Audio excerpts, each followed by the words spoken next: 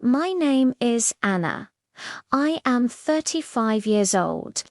I was married to Mark for 10 years. We had a 7-year-old son named Lucas. We were close before.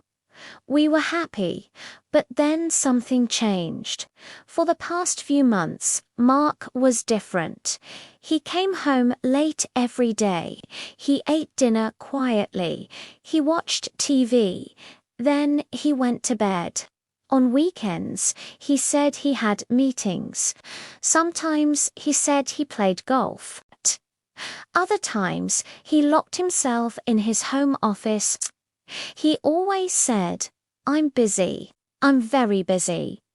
Before, I helped him with his work and money. But now he said no. He said, "I don't trust anyone." At first, I didn't see the change. It started slowly. He stopped asking about my day. He kept his phone face down on the table. Some nights, he talked on the phone outside. He whispered, "It's just work." We had nice traditions before. Every night, we made Turkish tea together. We sat and talked. We laughed. We looked at each other with love. Now there was only silence. No tea, no talks, no us. Last week, I sent Lucas to my mum's house. "Why, Mummy?" he asked. He held his little toy car. "Because I want to spend time with Daddy," I said. I smiled, but I didn't feel happy. That night, I cooked dinner. I lit candles. I waited for Mark. When he came home, he didn't look at me. "Hi," I said softly. "Hey," he said. His eyes stayed on his phone. He ate in silence. Then he went straight to bed. I sat in the kitchen. I looked at the clock. My tea got cold. For the first time, I felt like a stranger in my own home. That night, I decided something. I couldn't pretend anymore. I had to talk to him. I cooked his favorite dinner. It was roasted chicken with lemon and garlic. I wore the red dress he loved. I styled my hair. I even put on makeup. When he came home, he looked very tired. He didn't notice the candles. He didn't notice me. "Mark," I said softly, "can we talk?" He stopped. Then he sat with me on the couch. "You changed," I whispered. "We don't laugh anymore. We don't talk. You don't see me anymore." He looked down at his hands. He said nothing. I took a deep breath. Then I asked, "Do you still love me?" He looked at me. His eyes were tired. "Of course I do," he said. "I'm just stressed. Work is heavy right now." I nodded, but deep inside I didn't believe him. So I asked the question I was afraid to ask. Is there someone else? His head came up quickly. "No, never," he said fast. "I just need time, Anna. Please be patient." I wanted to believe him. So I said, "Okay, I'll wait." But inside, I still felt alone. Weeks passed. Nothing changed. Mark still came home late. He still avoided my eyes. He still kept his phone close. One evening, Lucas sat beside me. He whispered, "Mummy, why is Daddy always angry now? Did I do something wrong?" I hugged him tightly. "No, baby, it's not you," I said. I smiled through my tears. I tried to plan a weekend trip for us. Mark said, "Not now, Anna, maybe next month." That night, I sat in the dark. I held our wedding album. I touched our smiling faces with my fingers.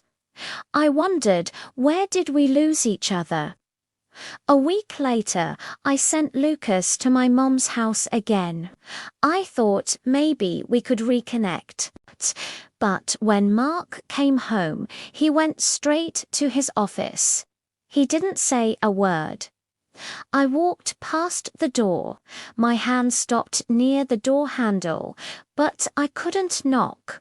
Instead, I sat in the kitchen. I touched my cold teacup. I whispered to myself, does he even see me anymore? That night, after he went to bed, something changed inside me. I knew I couldn't live like this forever. The next evening, I put Lucas to bed. Mark was in the shower. His phone was on the table. The screen lit up. A message came.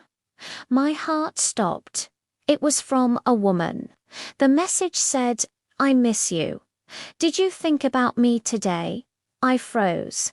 My hand shook. I didn't need to open the message.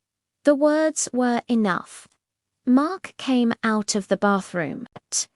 He smiled like nothing was wrong. I looked at him. I felt my heart break. That night, I lay beside him in silence.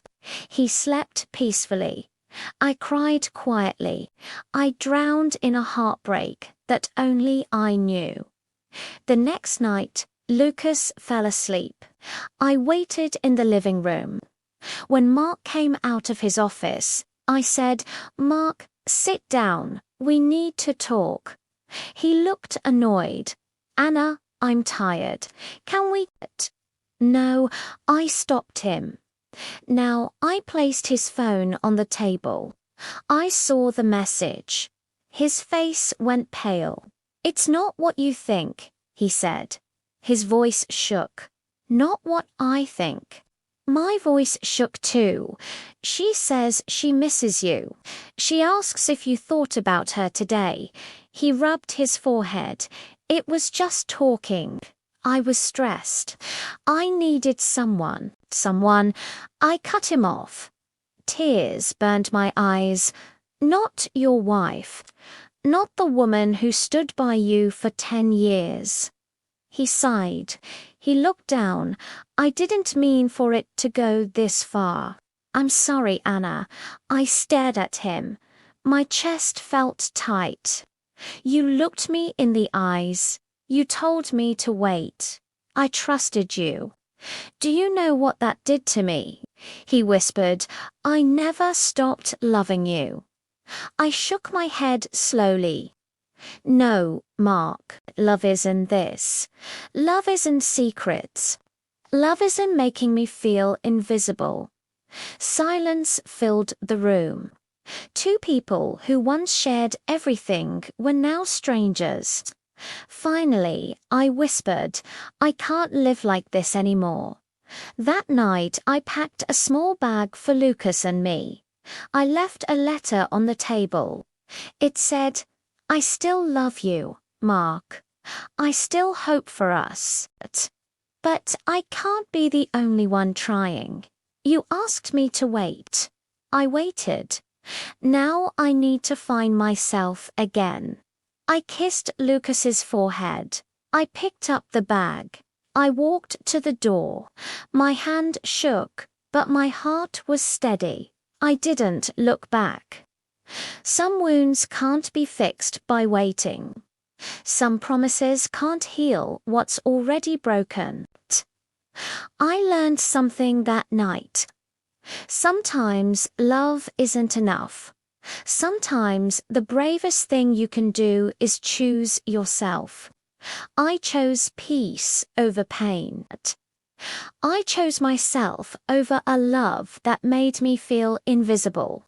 And that was the right choice.